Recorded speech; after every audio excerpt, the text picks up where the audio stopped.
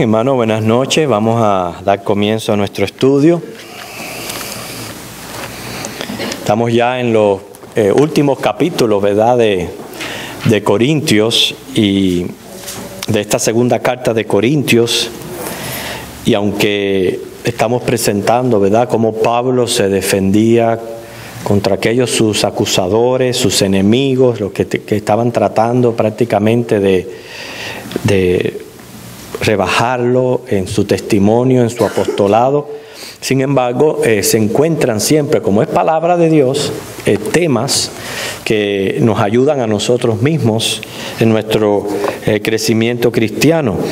En los versículos del 6 al 18 del capítulo 10 tenemos 7 diferentes temas. No creo que vayamos a cubrirlos todos en esta noche, pero vamos a ir avanzando dependiendo de lo que nos permita el tiempo. Pero ahí hay 7 temas en los versículos 6 al 18 de 2 de Corintios, capítulo 10.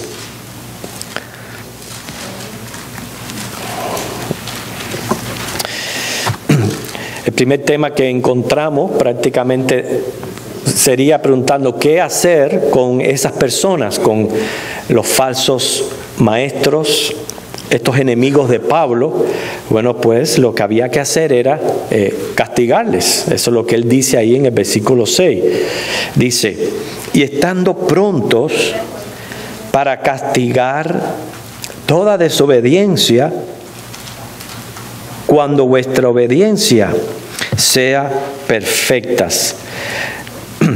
O sea, en las iglesias apostólicas, sabemos, habían quienes especialmente estaban corrompiendo la palabra de Dios de una manera o de otra, porque estaban los judaizantes, que eran los que estaban tratando de seguir imponiendo el cumplimiento de la ley de Moisés. Eso es a la par de la gracia del Evangelio, y eso no era correcto. Los que estaban tratando de judaizar, de seguir imponiendo la ley. Muchas veces desde el púlpito hemos expuesto esto del cumplimiento de la ley.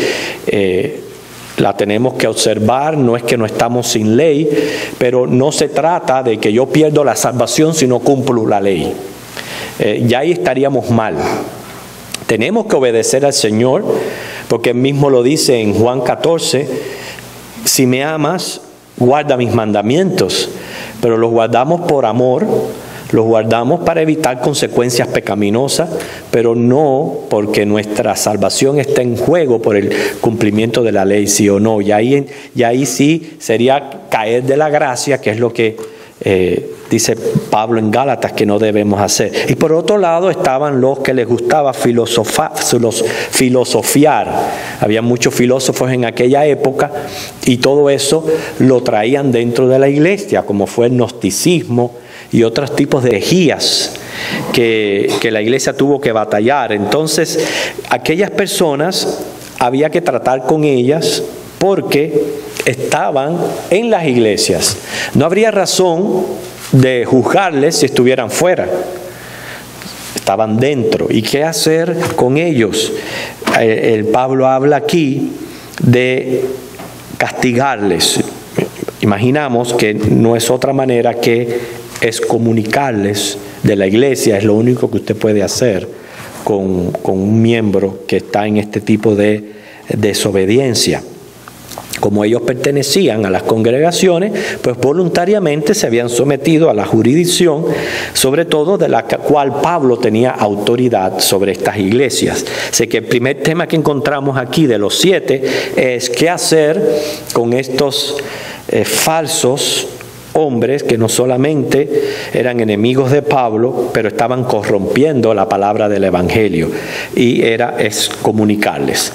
Ahora en el versículo 7, él comienza a presentar lo que es su testimonio, su conversión personal como cristiano. Dice, miráis las cosas según la apariencia. Acuérdense que les está hablando a ellos. Estos eran hombres que estaban atacando a Pablo. Dice, miráis las cosas según la apariencia. Si alguno está persuadido en sí mismo que es de Cristo, esto también piense por sí mismo, que como Él es de Cristo, así también nosotros somos de Cristo. Les reclama el hecho de haberle juzgado por su forma de ser, su apariencia personal, cosas exteriores, hasta su manera de hablar y de escribir en cartas. O sea, Pablo estaba recibiendo crítica y rechazo por todas partes. Y él se defiende diciendo que nadie tenía por qué poner en tela de juicio su cristianismo y su genuinidad como apóstoles. La realidad, hermanos, no nos debe de asombrar. En la iglesia de Cristo hay de todo. Y Corintio es un ejemplo de esto. Sabemos que una de las primeras cosas que él trató con la iglesia de Corintio era los grupos que se habían levantado en la iglesia, o sea, partidistas, y de entre ellos los había, según 1 Corintios 1:12, que decían que eran de Cristo. Y cuando estudiamos esta primera carta, interpretamos eso de decir que eran de Cristo como si ellos se sintieran como hijos predilectos, como que ellos sí estaban en Cristo y los otros no. Y es lo que Pablo está tratando de decir aquí. Hermanos, Cristo va a llevar a muchos hijos a la gloria, a muchos. Es más, el profeta Isaías, cuando habló de su sufrimiento, le dijo, verá linaje. Cuando allá en Apocalipsis se nos da como si fuera un retrato de lo que va a ocurrir en el futuro, vemos que allí va a estar reunido delante del Cordero de toda tribu, lengua y nación. Quiere decir, Dios tiene muchos hijos. Con cada uno de sus hijos Él se relaciona de una manera personal. En cada uno de ellos, según Filipenses 1:6, está perfeccionando su obra el Espíritu Santo. Así que Pablo tenía el mismo derecho de considerarse hijo de Dios como otros que lo estaban criticando. Yo sé, dice el mismo Señor Jesús, que por sus frutos los conoceréis. Pero hermanos, no somos quienes para juzgar la genuinidad de la fe en otros. No somos quienes. Miren cómo él dice ahí, este es posiblemente de todos los temas un versículo que nos ayuda mucho a nosotros. Dice, si alguno está persuadido. Ven cómo este es algo de una convicción muy personal de tu relación con Cristo. Si alguno está persuadido en sí mismo que es de Cristo, esto también piense por sí mismo. Como Él es de Cristo, así también nosotros somos de Cristo. O sea, igual que yo estoy en Cristo, están mis hermanos, está mi hermana Rosa, mi hermana Miriam, cada uno de ustedes. Y Dios está haciendo su obra en cada uno de nosotros. Y es bien importante que nos autoexaminemos si verdaderamente estamos en Cristo, porque somos nosotros los únicos que podemos responder. El domingo tuvimos la bendición de ver muchas personas pues hacer una profesión de fe, pero en realidad los únicos que conocen lo que hay en el interior de esas personas es Dios y ellos mismos. Si su reacción fue causa de impresión o causa de emoción, o si convencidos por el Espíritu Santo pudieron entender la palabra y hicieron decisión. Si realmente fueron convencidos por el Espíritu Santo, vamos a ver los frutos. Y si no, pues ya el tiempo lo dirá. Pero uno mismo es el que tiene que autoexaminarse de estar en Cristo. Me gustó mucho un escrito por Adolfo Robleto. Él dice así: un anciano rico se perdió en un bosque. Buscando ya desesperado cómo salir, se encontró con un guardabosque, quien le preguntó: ¿quién es? ¿A dónde va? Dice que aquellas preguntas causaron tanta impresión en él, estaba desesperado, estaba perdido, Y el oír esas dos preguntas lo hizo reconocer esa voz y encontrar a alguien que le pudiera ayudar a salir de aquello. Dice que fue tan impresionado por esas dos preguntas que contrató a un hombre para que todas las mañanas lo despertara haciéndole esas dos preguntas. ¿A dónde vas y quién eres? Realmente estas preguntas son vitales. Solo podemos nosotros responder: ¿quién soy? ¿Y a dónde voy? ¿Quién soy? La ignorancia de uno mismo puede ser fatal. Nuestra felicidad y seguridad depende mucho de que sepamos quiénes somos, por qué existimos y hacia dónde vamos. El conocimiento propio puede ser el comienzo de un proceso reformador.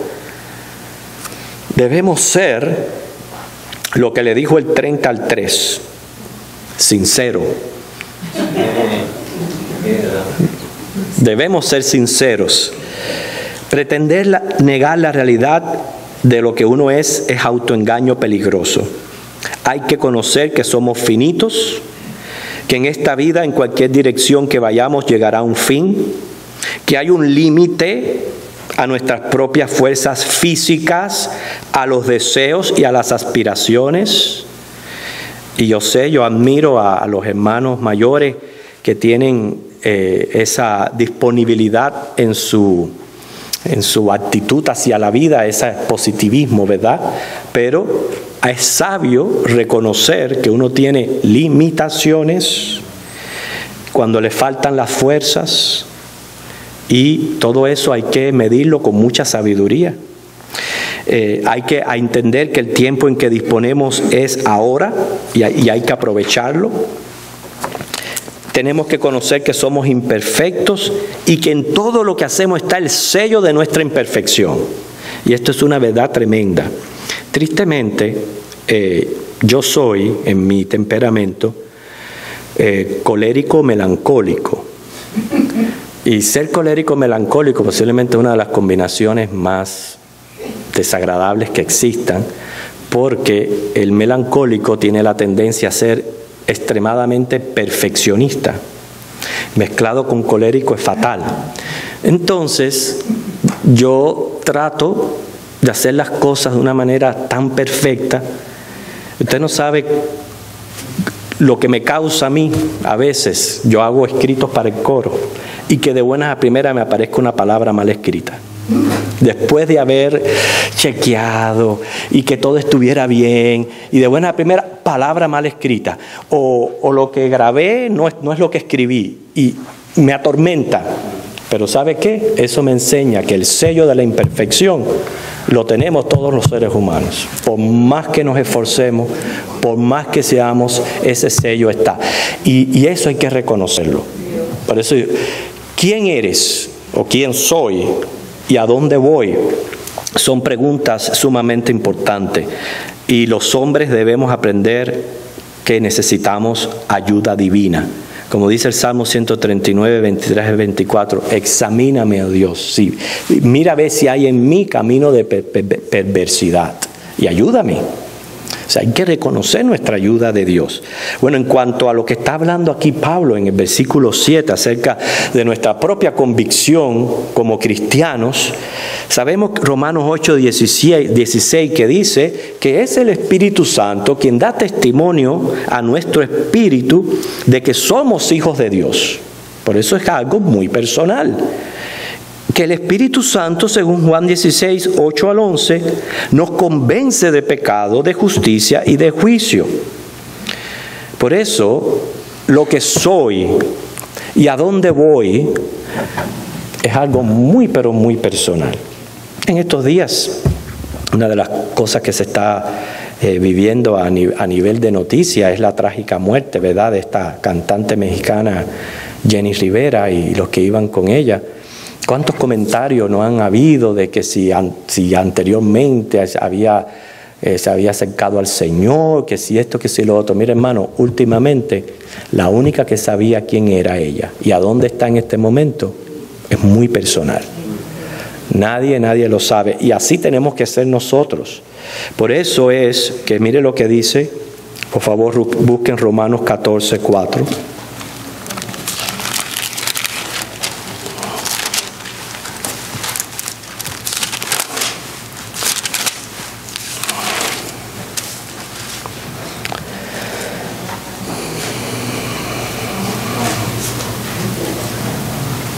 Recordando lo que hemos hablado, que Dios tiene muchos hijos, va a llevar muchos hijos a la gloria. Ninguno de estos hijos es perfecto, todos son imperfectos. Y todos estos hijos están bajo la obra perfeccionadora del Espíritu Santo. Por eso dice Romanos 14:4, ¿tú quién eres que juzgas al criado ajeno? Para su propio Señor está en pie o cae, pero estará firme, porque poderoso es el Señor para hacerle estar firme. Así que puede ser que la persona a la cual juzgas tenga que crecer en ciertas áreas en su vida, pero tú que juzgas tienes que crecer en el área de no juzgar a otro. Entonces todos necesitamos crecer, todos necesitamos estar al tanto de eso. Por eso dice ahí ese versículo 7, si alguno está persuadido en sí mismo que es de Cristo, esto también piense por sí mismo, que como Él es de Cristo, así también nosotros somos de Cristo. Y esto tenemos que aplicarlo en nuestras interrelaciones como hermanos que somos, ¿verdad?, en el Señor. Ese fue el segundo tema. El tercer tema de los 7 que aparecen aquí en todos estos versículos es ya el tema de la defensa que él hace de su apostolado. El primero defiende su testimonio como cristiano, ahora él defiende su ministerio, que para él era tan importante, y vamos a conocer un poquito más acerca de este don. Dice el versículo 8, porque aunque me gloríe algo más todavía de nuestra autoridad, la cual el Señor, porque aunque me glorié, algo más todavía de nuestra autoridad, la cual el Señor nos dio para edificación y no para vuestra destrucción, no me avergonzaré, para que no parezca como que os quiero amedrentar por carta. Pablo tenía una autoridad, un poder dado por Dios, mucho más de lo que sus adversarios pudieran pretender. Él dice, yo pude haber dicho mucho más y no sentir vergüenza por decirlo, porque lo que digo es verdad. Pablo era un apóstol llamado, capacitado por el Señor. Pero mire cómo él especifica aquí, no para destrucción, sino para edificación. ¿Edificación de qué? De una iglesia. Una iglesia que no es cualquier cosa. Porque me gustaría que leyéramos otro versículo para que ustedes vean lo que es la iglesia de Cristo, sobre el cual él tenía aquella autoridad. Efesios capítulo 1, versículos 22 al 23.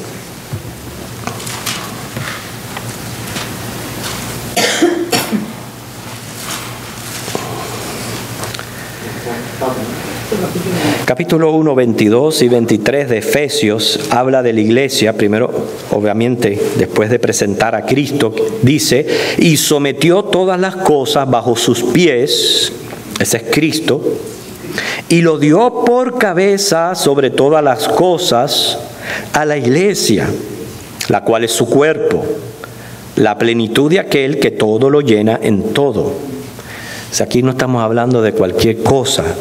Es la iglesia del Señor, ¿verdad? Puesta por cabeza.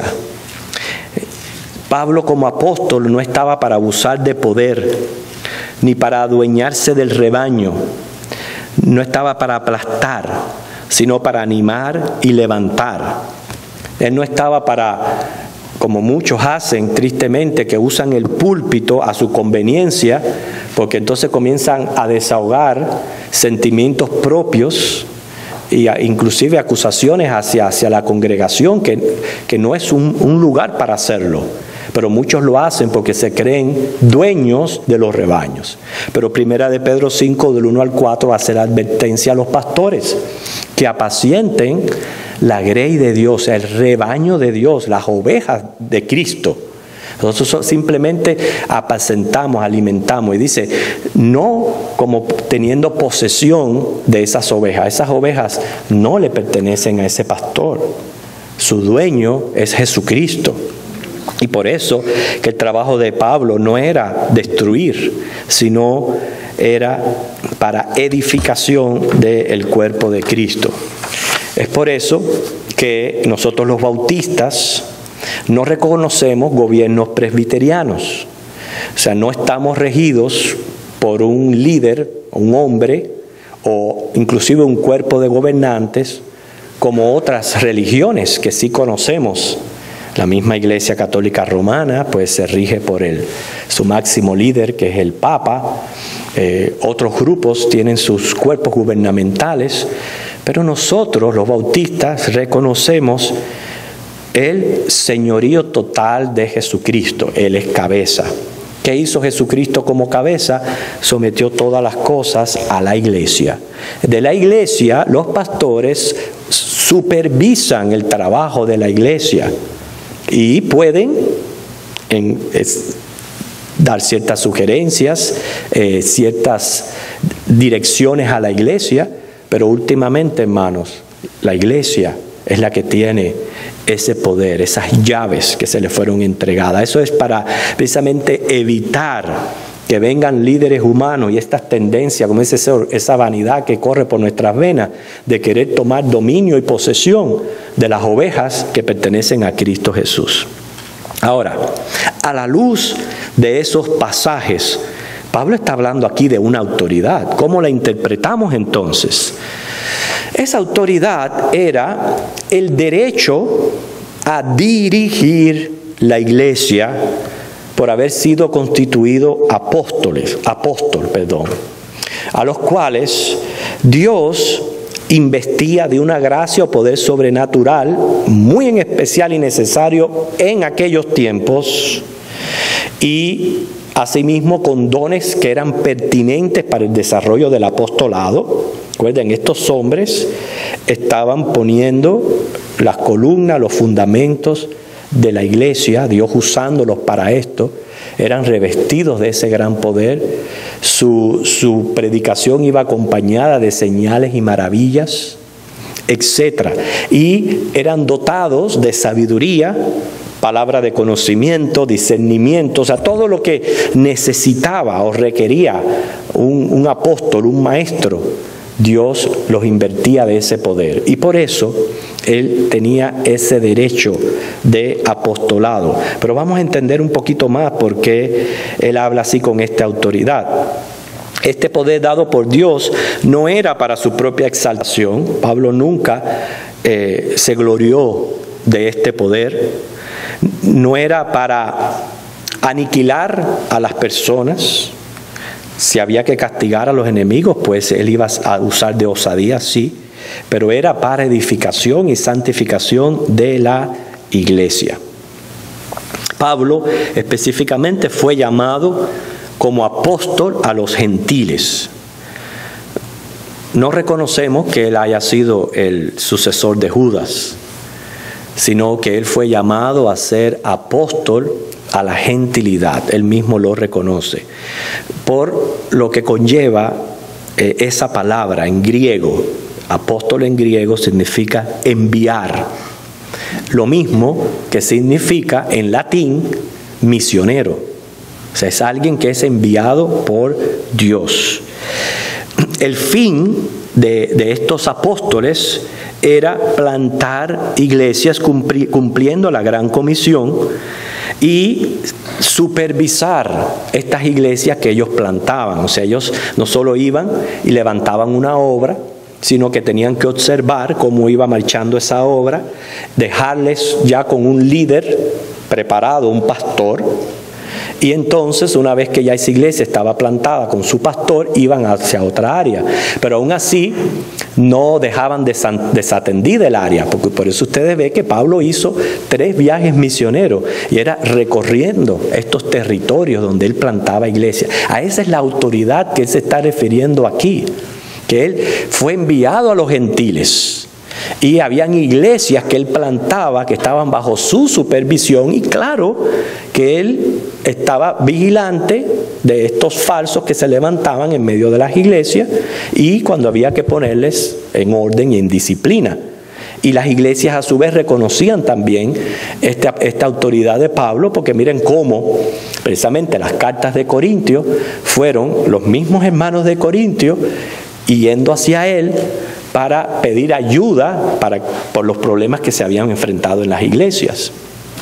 Podemos también esta misma idea ver a Juan, como él estaba a cargo de todo lo que era la parte de Asia Menor y todas esas 7 iglesias que aparecen ahí en el Apocalipsis. O sea, a esa es la autoridad a la que Pablo aquí se está refiriendo. O sea, los apóstoles pusieron, según la misma palabra, la base doctrinal de la iglesia, o sea, lo que ellos recibieron directamente del Señor Jesús. Según Hechos 2:42, ellos pusieron esa base doctrinal. Pusieron también la base estructural de la iglesia. Efesios 2:20.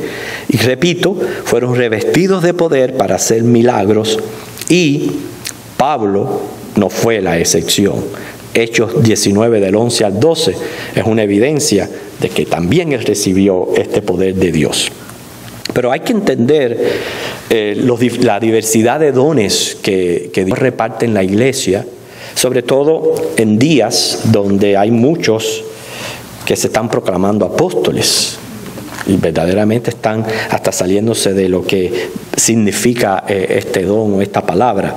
Hoy día, precisamente para evitar malos entendidos, porque no es que inclusive esté malo decir apóstoles, pero para evitar los malos entendidos, reconociendo que los 12 apóstoles sí ya terminaron su labor y no hay sucesión de ellos, se usa mejor misioneros. Esa es la palabra que adopta mejor la iglesia para evitar confusión. Hoy día hay misioneros.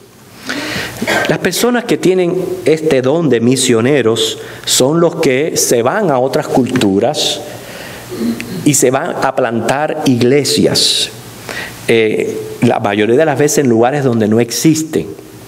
Y ya repito, los dejan establecido con su pastor y una vez que ya ven que esa iglesia está marchando bien por sí misma, hacen así y se van hacia otro lugar. No significa que no estén al tanto de esa obra que plantaron, pero ya se van a otro lugar.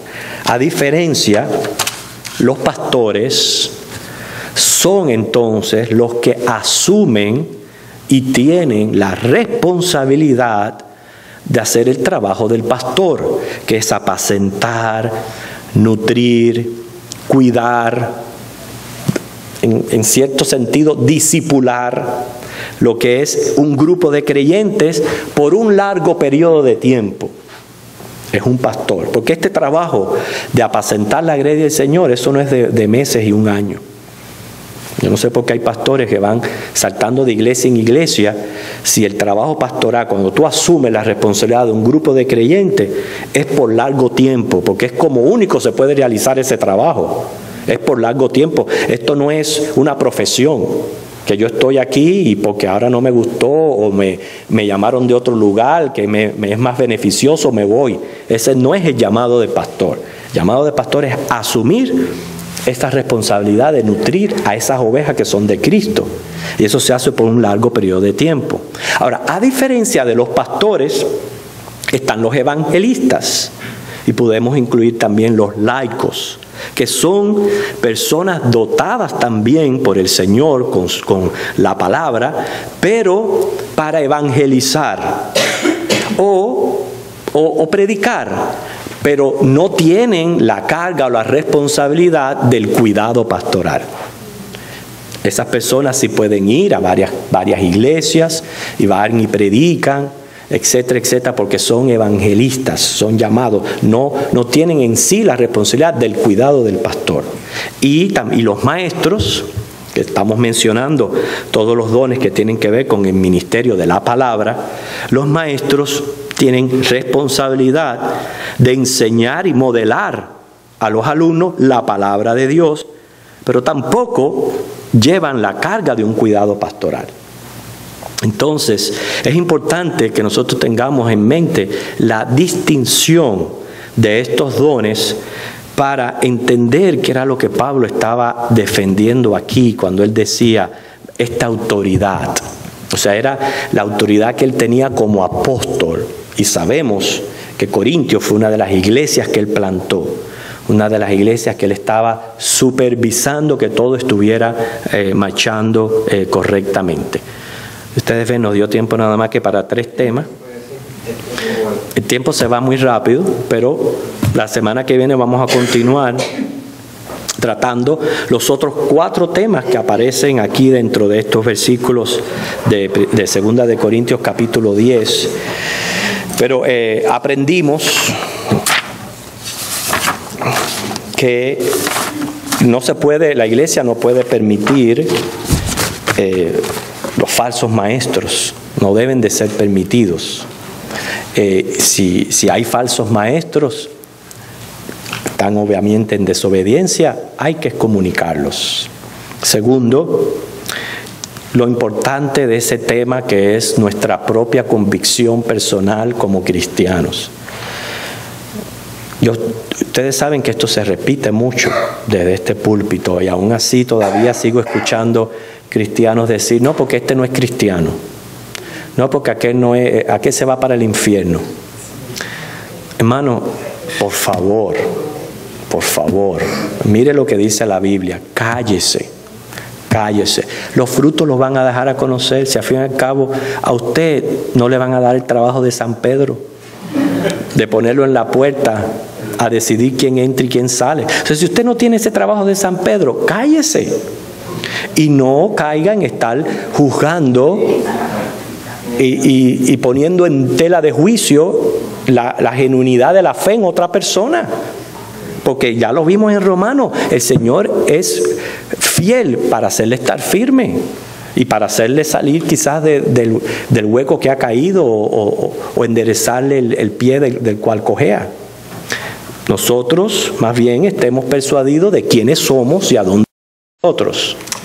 Y por último, el tercer tema fue esa defensa que Pablo presenta acerca de su credencial como apóstol y el entender esta autoridad a la cual él habla. No es un dominio de la congregación, no es dominar la iglesia, es dirigir la iglesia y que la iglesia reconozca que Dios capacita a esas personas para que les dirijan y entonces por eso se someten, pero no en ningún momento Pablo era dueño de la iglesia de Corintios. Que el Señor les bendiga. Semana que viene continuamos.